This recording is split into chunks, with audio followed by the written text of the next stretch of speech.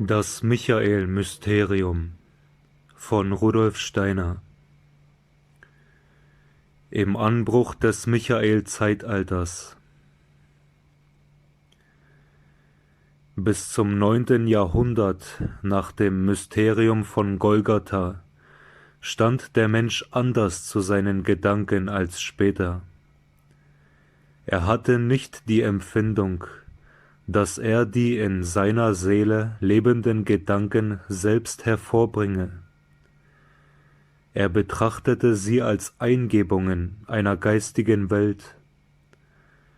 Auch wenn er über das Gedanken hatte, was er mit seinen Sinnen wahrnahm, waren ihm die Gedanken Offenbarungen des Göttlichen, das aus den Sinnesdingen zu ihm sprach. Wer geistige Schauungen hat, begreift diese Empfindung, denn wenn ein geistig Wirkliches sich der Seele mitteilt, so hat man niemals das Gefühl, da ist die geistige Wahrnehmung und man formt selber den Gedanken, um die Wahrnehmung zu begreifen, sondern man schaut den Gedanken, der in der Wahrnehmung enthalten und mit ihr gegeben ist, so objektiv wie sie selbst. Mit dem 9. Jahrhundert, selbstverständlich sind solche Angaben so zu nehmen, dass sie eine mittlere Zeitangabe bilden. Der Übergang geschieht ganz allmählich. Leuchtete in den Menschenseelen die persönlich individuelle Intelligenz auf. Der Mensch bekam das Gefühl, ich bilde die Gedanken, und dieses Bilden der Gedanken wurde das Überragende im Seelenleben, so dass die Denkenden das Wesen der Menschenseele im intelligenten Verhalten sahen. Vorher hatte man von der Seele eine imaginative Vorstellung. Man sah ihr Wesen nicht im Gedankenbilden, sondern in ihrem Teilhaben an dem geistigen Inhalt der Welt. Die übersinnlichen geistigen Wesen dachte man denkend, und sie wirken in den Menschen hinein. Sie denken auch in ihn hinein. Was so von der übersinnlichen, geistigen Welt im Menschen lebt, das empfand man als Seele. Sobald man in die geistige Welt mit seiner Anschauung hinaufdringt, kommt man an konkrete geistige Wesensmächte heran. In alten Lehren hat man die Macht, aus der die Gedanken der Dinge erfließen, mit dem Namen Michael bezeichnet. Der Name kann beibehalten werden. Dann kann man sagen, die Menschen empfingen einst von Michael die Gedanken. Michael verwaltete die kosmische Intelligenz. Vom 9. Jahrhundert an verspürten die Menschen nicht mehr, dass ihnen Michael die Gedanken inspiriert. Sie waren seiner Herrschaft entfallen. Sie fielen aus der geistigen Welt in die individuellen Menschenseelen. Innerhalb der Menschheit wurde nunmehr das Gedankenleben ausgebildet. Man war zunächst unsicher, was man an den Gedanken hatte. Diese Unsicherheit lebte in den scholastischen Lehren. Die Scholastiker zerfielen in Realisten und Nominalisten. Die Realisten, deren Führer Thomas von Aquino und die ihm nahestehenden waren, fühlten noch die alte Zusammengehörigkeit von Gedanke und Ding. Sie sahen daher in den Gedanken ein Wirkliches, das in den Dingen lebt. Die Gedanken des Menschen sahen sie als etwas an, das als Wirklichkeit aus den Dingen in die Seele hinüberfließt. Die Nominalisten fühlten stark den Tatbestand, dass die Seele ihre Gedanken bildet. Sie empfanden die Gedanken nur als Subjektives, das in der Seele lebt und das mit den Dingen nichts zu tun hat. Sie meinten, die Gedanken seien nur vom Menschen gebildete Namen für die Dinge. Man sprach nicht von Gedanken, sondern von Universalien. Aber das kommt für das Prinzipielle der Anschauung nicht in Betracht, da Gedanken ja immer etwas Universelles im Verhältnis zu den einzelnen Dingen haben. Man kann sagen, die Realisten wollten Michael die Treue bewahren, auch da die Gedanken aus seinem Bereich, in den der Menschen gefallen waren, wollten sie als Denker dem Michael dienen, als dem Fürsten der Intelligenz des Kosmos. Die Nominalisten vollzogen in ihrem unbewussten Seelenteil den Abfall von Michael. Sie betrachteten nicht Michael, sondern den Menschen als den Eigentümer der Gedanken. Der Nominalismus gewann an Verbreitung und Einfluss. Das konnte so fortgehen bis in das letzte Drittel des 19. Jahrhunderts.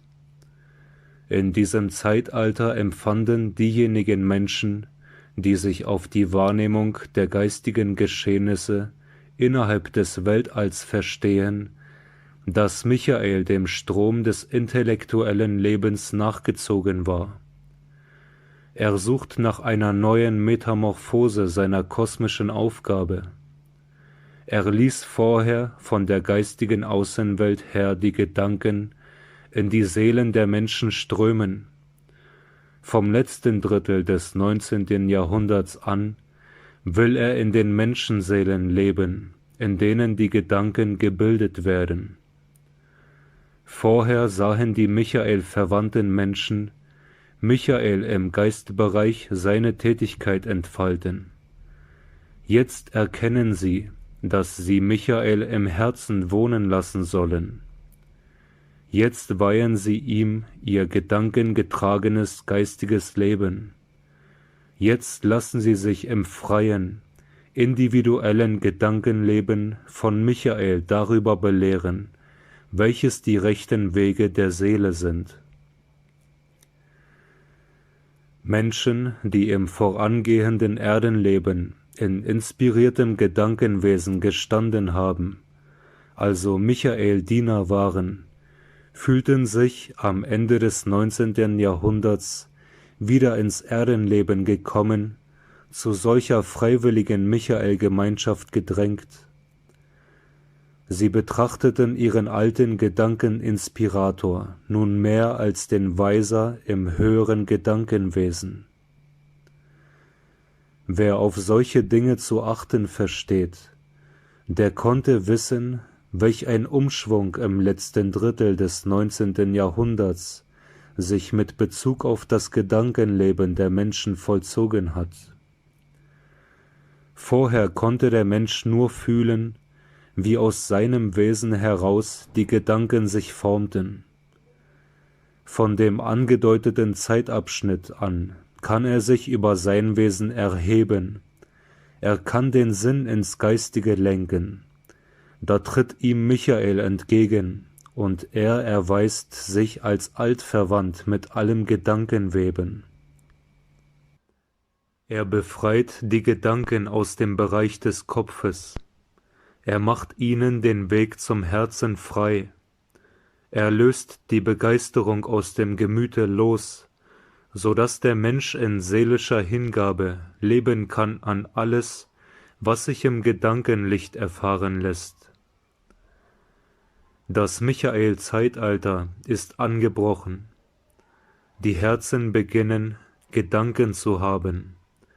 Die Begeisterung entströmt nicht mehr bloß mystischem Dunkel, sondern gedankengetragener Seelenklarheit. Dies verstehen heißt, Michael in sein Gemüt aufnehmen. Gedanken, die heute nach dem Erfassen des Geistigen trachten, müssen Herzen entstammen, die für Michael als den feurigen Gedankenfürsten des Weltalls schlagen.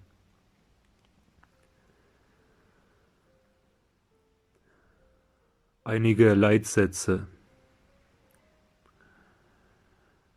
an die dritte Hierarchie, Archai, Archangeloi, Angeloi, kann man geistig herantreten, wenn man Denken, Fühlen und Wollen so kennenlernt, dass man in ihnen das in der Seele wirkende Geistige gewahr wird. Das Denken stellt zunächst nur Bilder, nicht ein wirkliches in die Welt. Das Fühlen webt in diesen Bildhaften. Es spricht für ein Wirkliches im Menschen, kann es aber nicht ausleben. Das Wollen entfaltet eine Wirklichkeit, die den Leib voraussetzt, aber an seiner Gestaltung nicht bewusst mitwirkt. Das Wesenhafte, das im Denken lebt, um den Leib zur Grundlage dieses Denkens zu machen. Das Wesenhafte, das im Fühlen lebt, um den Leib zum Miterleber einer Wirklichkeit zu machen.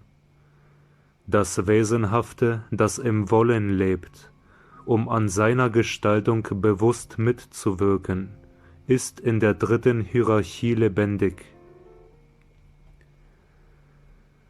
An die zweite Hierarchie, Exousiai, Dynamis, Kyriotetes, kann man geistig herantreten, wenn man die Naturtatsachen als Erscheinungen eines in ihnen lebenden Geistigen erschaut. Die zweite Hierarchie hat dann die Natur zu ihrem Aufenthalt, um in ihr an den Seelen zu wirken. An die erste Hierarchie, Seraphim, Cherubim, Throne, kann man geistig herantreten, wenn man die im Natur- und Menschenreich vorhandenen Tatsachen als die Taten, Schöpfungen eines in ihnen wirkenden Geistigen erschaut. Die erste Hierarchie hat dann das Natur- und Menschenreich zu ihrer Wirkung, in der sie sich entfaltet. Der Mensch blickt zu den Sternenwelten auf. Was sich da den Sinnen darbietet, sind nur die äußeren Offenbarungen derjenigen Geisteswesenheiten und ihrer Taten, von denen in den vorigen Betrachtungen als den Wesen der geistigen Reiche (Hierarchien) gesprochen worden ist. Die Erde ist der Schauplatz der drei Naturreiche und des Menschenreiches, insofern diese den äußeren Sinnenschein von der Tätigkeit geistiger Wesenheiten offenbaren. Die Kräfte, welche in die irdischen Naturreiche und in das Menschenreich von Seiten geistiger Wesen hineinwirken, enthüllen sich dem Menschengeiste durch die wahre, die geistgemäße Erkenntnis der Gestirnwelten.